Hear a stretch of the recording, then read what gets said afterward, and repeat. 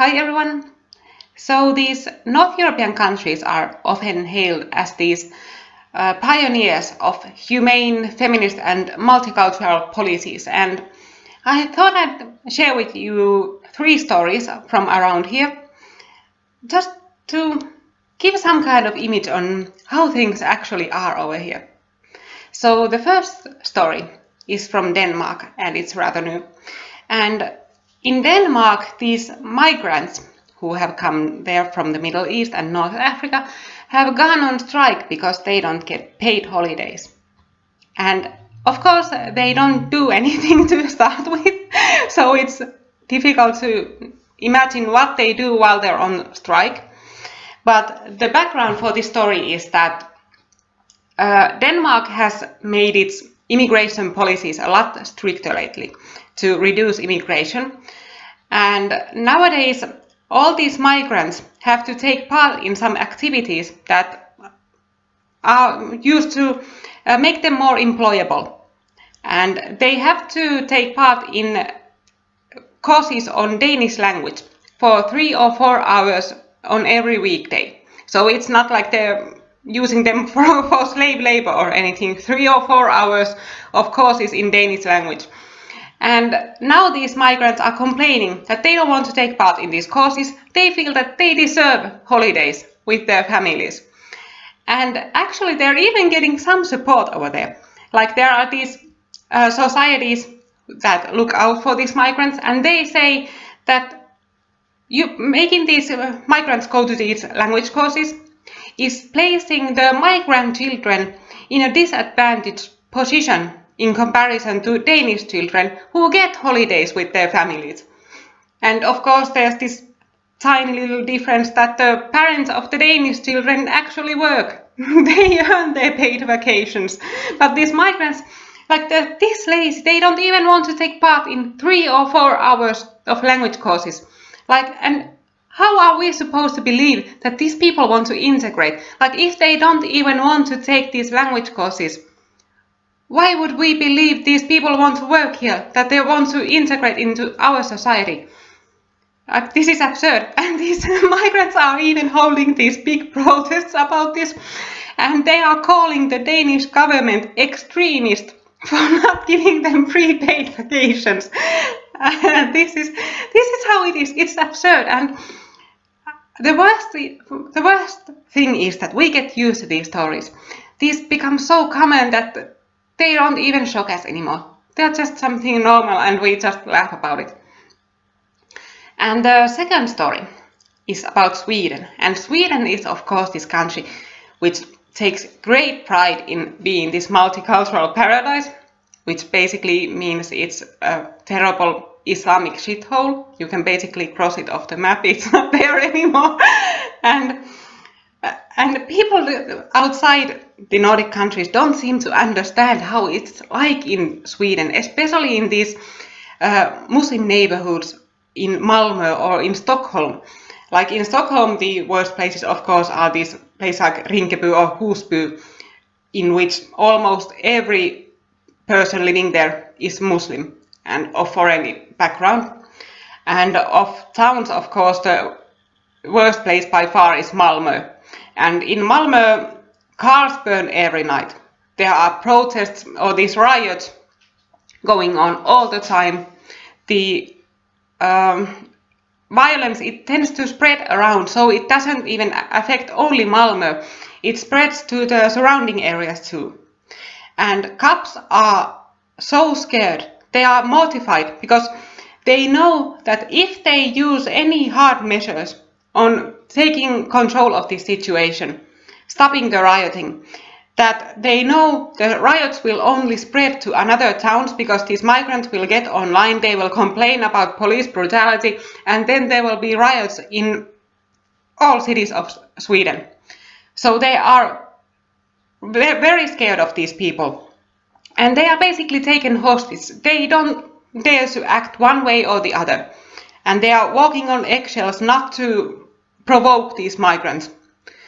And there were these big riots that started from Husby, Stockholm, a few years back, and that left the Swedish government and cops very scared because they don't want to see that happen again. And these Muslim men, they are basically just mocking these cops because they know the cops won't do anything about them. Like my friend who lives in Sweden told me this story that happened in his neighborhood. And the Muslim guys called cops claiming that there was a robbery in a restaurant nearby. And of course there was no robbery there. They just wanted to lure these cops in.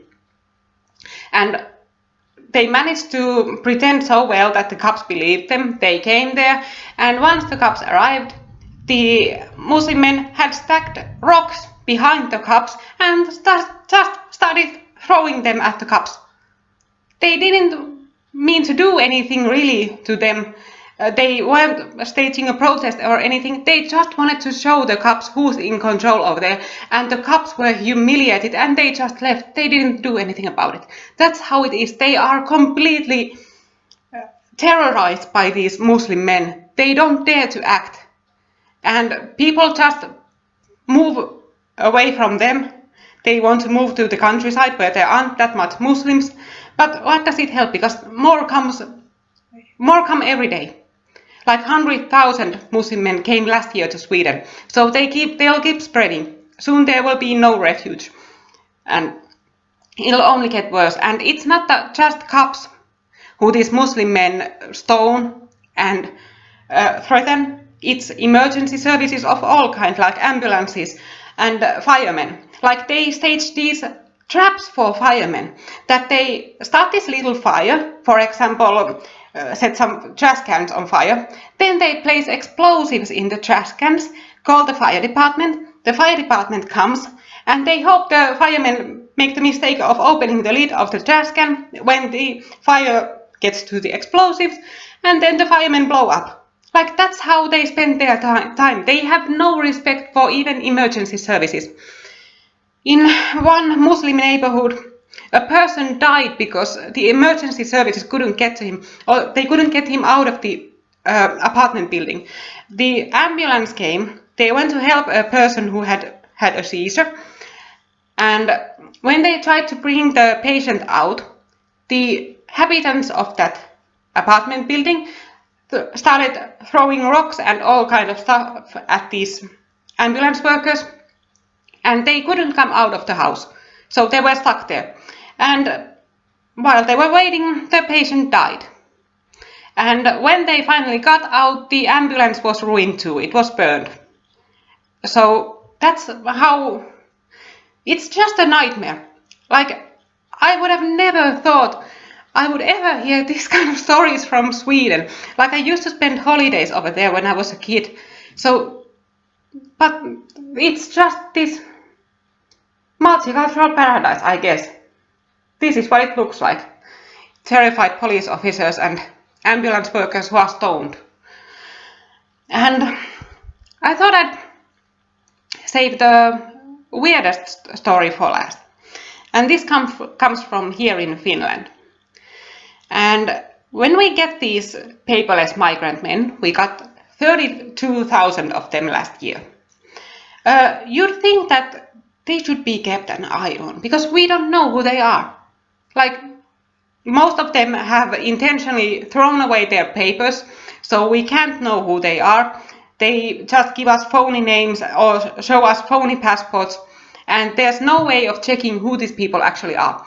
And according to our Minister of Internal Affairs, at least hundreds of people with terrorism background come every few months.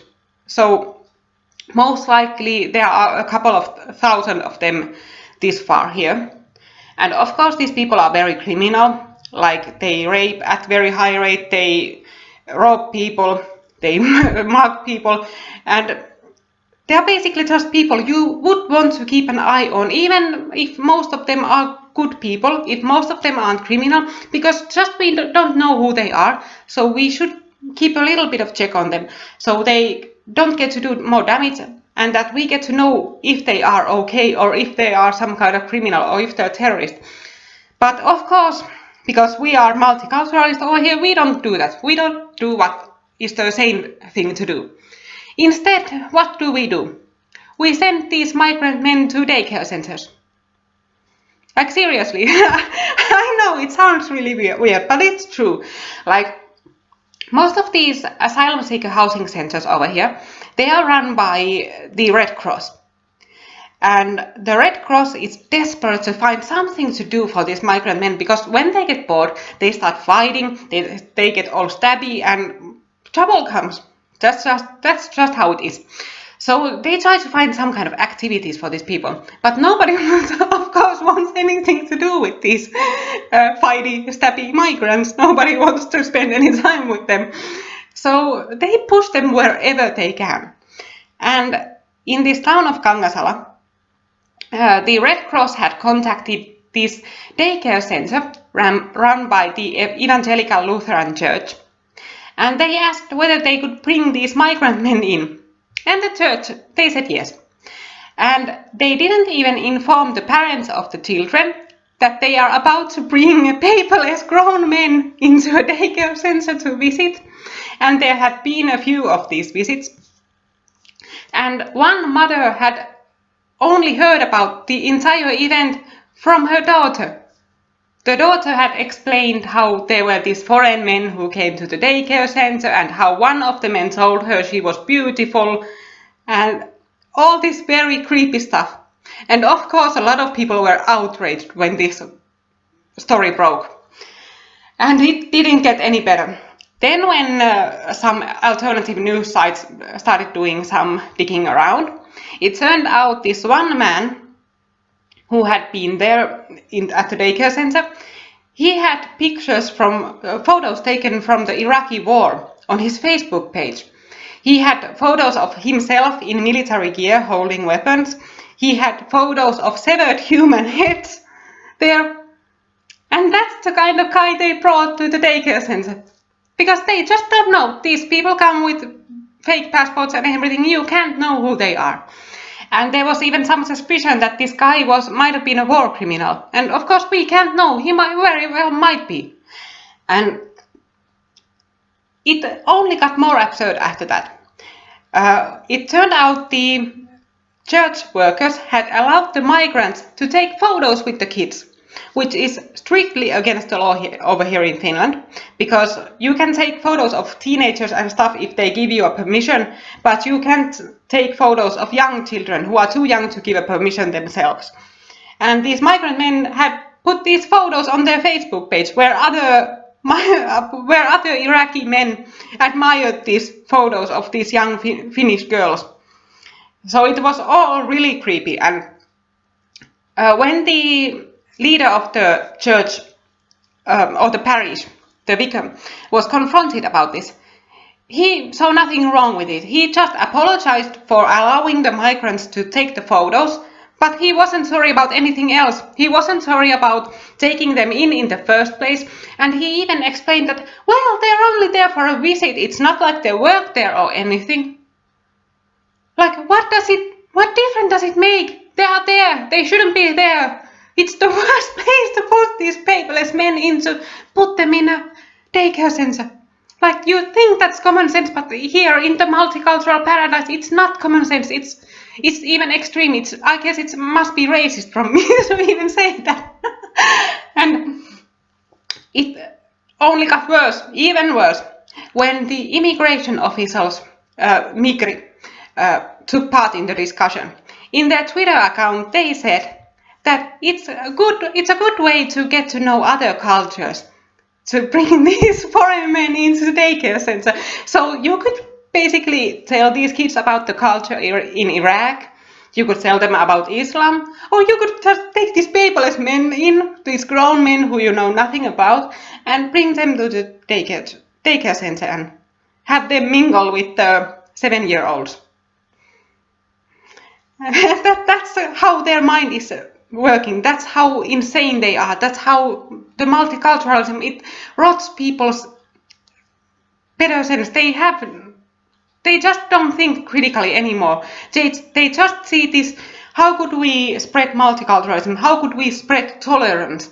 Those are only things they think about. They don't think about the safety of the children. Of course, they are Finnish kids. Who cares? They are white people. And this is just so frustrating. And the church officials said it was normal tolerance training. Tolerance training. So you take these grown men and you bring them to the daycare center and you show them to these white children, small children, and you say to the small kids, okay, here are these brown men, tolerate them. Like that's how crazy it is. And I guarantee you, I'm not making this up. You can check this all up from Finnish newspapers. It's all true. And I know how absurd this sounds. I know. I honestly, a year ago, I never would have believed it would come to this, that this would be the new normal in this sort of shorter time. But this is how it is.